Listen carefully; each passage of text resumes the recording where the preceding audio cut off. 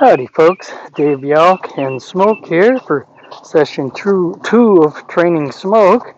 I just let him down into the round pen, and you can see he's following me around a little bit. This is left over from yesterday.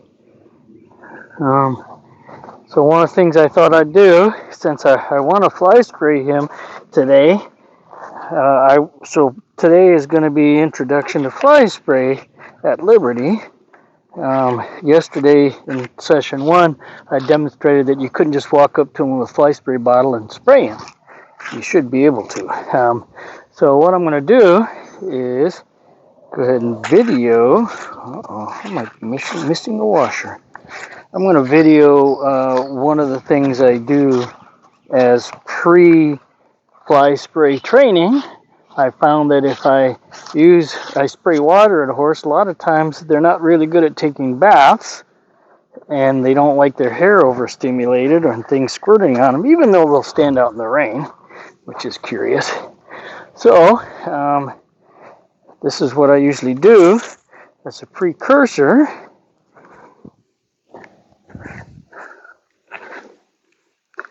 To teach him to accept fly spray. And normally I'll put a lead line on him. I'm going to see how he does with just standing here. And he's not going to. So you can see how he feels about being sprayed with water.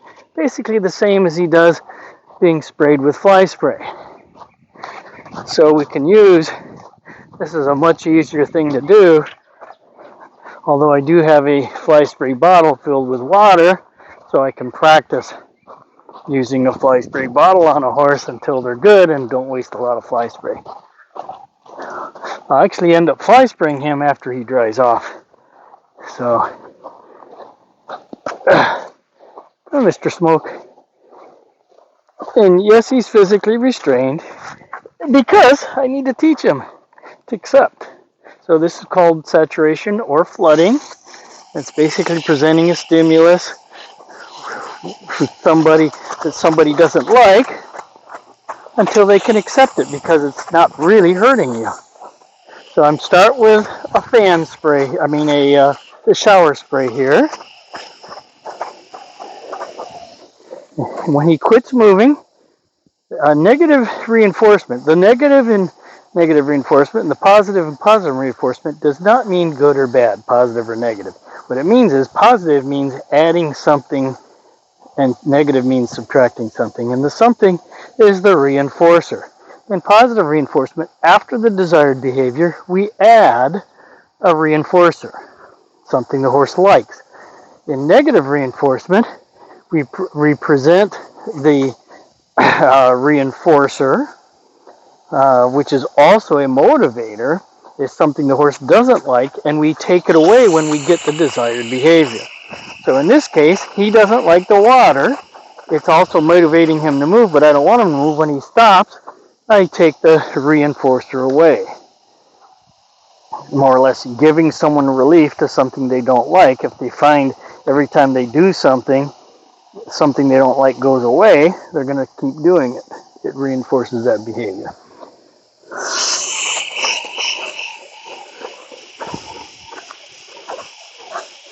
So he is responding very similarly to water being sprayed on him as he does with fly spray.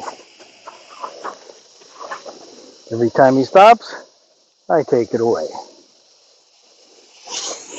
Got to do both sides, as we talked about yesterday. Just like humans, horses have two halves of their brain. The difference is their networking center is much more primitive compared to ours. So the learning that takes place in one brain does not necessarily easily transpose to the other brain. Some does.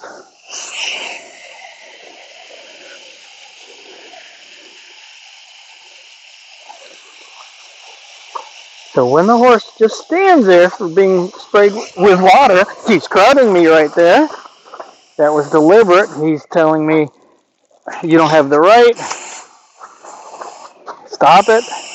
I'm superior to you. Trying to shoulder me and avoid the behavior. And what I didn't do is move my feet. I moved my elbow Gave him a flying wing. Okay, so this is starting to get good. He's blocking me from getting on his offside with his head. He needed a bath anyhow. He was very dusty. We haven't had any rain here for a while. It's got not into me. Oops, I might be out of field of view of the camera. Not sure. But he tried to run through me. That's not going to happen. I'm an immovable object. Okay, so this is getting good. So I want to give him some relief. And good. I need to throw in some passive leadership along with my active leadership. Okay, this is getting good. As usual, I'm bumping because he's trying to pull his nose over and block me on this side. So I'm trying to prevent that. Oops. Come on, honey. Good.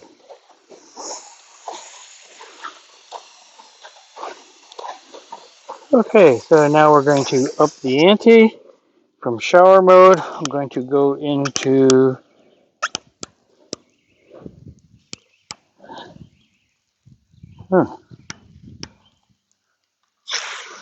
that's not right.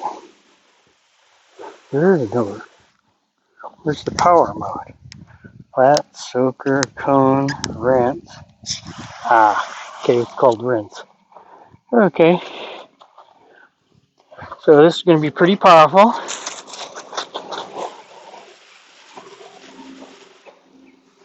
So you can see, I kind of call that like a spook in place, which means, boy, you presented the stimuli, I jumped, and I stopped moving.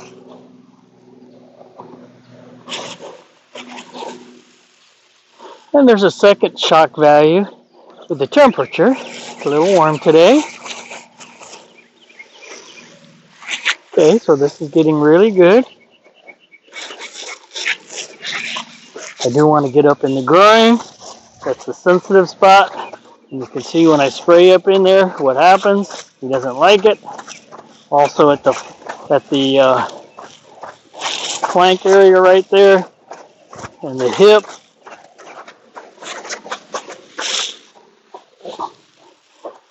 Now you can actually tell the horse to not move by using this spray just like a dressage whip, stimulating either in front of or behind the drive line. I'm spraying his front, which is adding pressure in front of his drive line and helping him stand still. If I spray his rear end, it's like tapping with a dressage whip on his rear end. So him moving could also be stimulated by the drive factor. And when he stops, I'll take the water away. Good lick and chew. I want to give him an extra little release.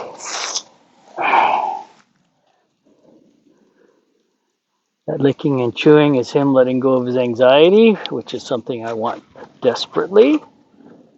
I want him to feel good about this. Not just not move while he feels bad. Good. What I want more than licking and chewing is head down also. Good. Now we might be done. Matter of fact, I'm going to call that done. Anytime I think something like that was perfect or we might be done, that's the time to actually be done. You ever hear yourself saying that was perfect? Quit right there and then. Okay.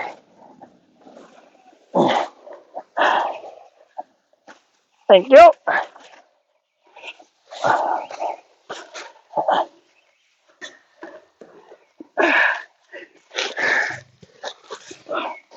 Yeah. I got my hands all covered with dirt.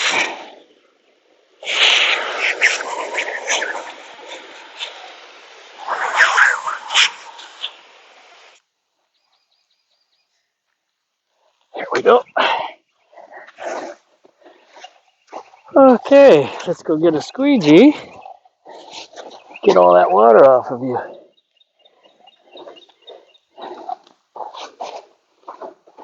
See how he feels about being squeegeed.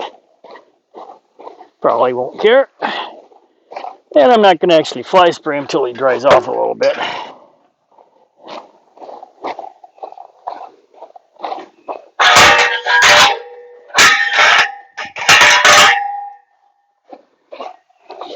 He followed me over to the exit.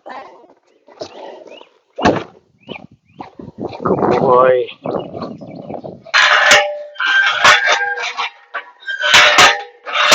Come on.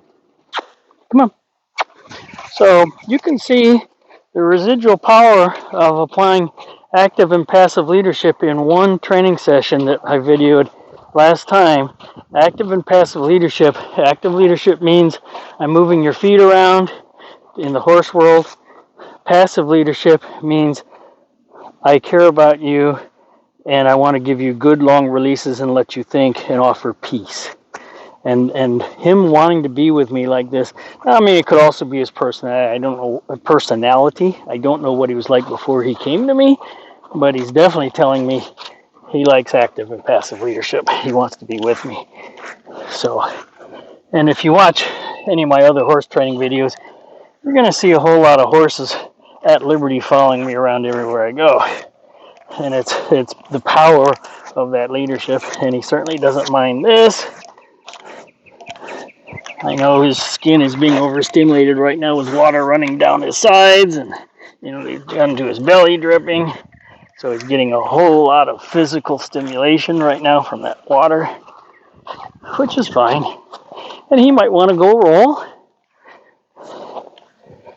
Now I didn't spray his face. I forgot to do that. I'll do that tomorrow. His face is dusty and dirty. No, I'm not going to spray it full force. I'm going to use the very gentle mist mode. Good boy. Very good boy. No way. Huh. He's got some botfly eggs on this side.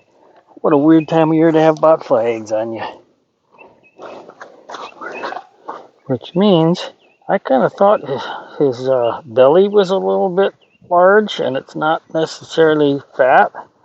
It looks almost a little, I'm going to use inflamed or swollen. There's a chance I might need to do a good, I'll check with the owner and talk to him about his deworming history. He might have a lot of worms in there. Okay, well that's his learning to get fly sprayed. Well, I mean, now I need to let him dry off a little more. Although my fly spray is water-based, it won't hurt. I'm gonna go ahead and try it, see what he thinks now.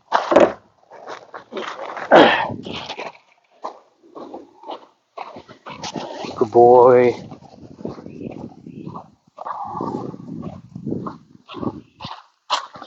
And this is actual fly spray. Normally I like to do this with, like I mentioned, a bottle of water first. And I am going to guard his face to give him a hint right here.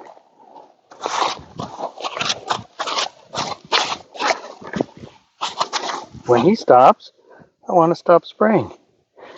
And the other thing I didn't do is I didn't rub him with the bottle first. I was doing that yesterday, but I noticed when I watched some of the video back that you couldn't see me because I was on the other side of the horse.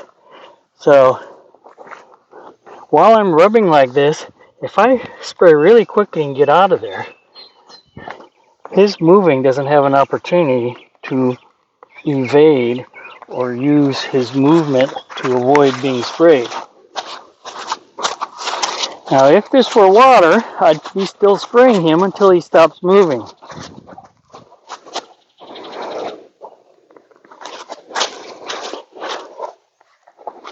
So by quitting spraying, his strategy of moving isn't working to prevent him from being sprayed.